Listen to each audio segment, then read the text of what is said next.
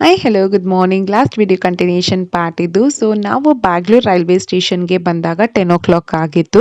1.5 hour ಅರ್ಲಿನೇ ಬಂದ್ವಿ ನಾವು. So ಒಂದು ಹಾಫ್ ಆನ್ ಅವರ್ ಅಷ್ಟೇ ವೇಟ್ ಮಾಡಿದ್ವಿ. ಅದಾದ್ಮೇಲಿಂದ 10:30ಗೆ ಟ್ರೈನ್ ಬಂತು. 11:30ಗೆ ಇದ್ದಿದ್ದು 1 hour ಅರ್ಲಿನೇ ಬಂತು. ನಮ್ಮ ಸೀಟ್ ಯಾವುದು ಅಂತ ಹೇಳಿ ನಂಬರ್ ಎಲ್ಲ ಹೋಗಿ ಚೆಕ್ ಮಾಡಿ ಕೂತ್ಕೊಂಡ್ವಿ. ನನಗೆ ಟ್ರೈನ್ ಜರ್ನಿ ಅಂತಂದರೆ ಇಷ್ಟ ಆಗಲ್ಲ. ಯೂಶಲಿ ನಾನು ಬಸ್ನ ಪ್ರಿಫರ್ ಮಾಡ್ತೀನಿ ಟ್ರೈನ್ ಅಥವಾ ಬಸ್ ಅಂತ ಬಂದಾಗ.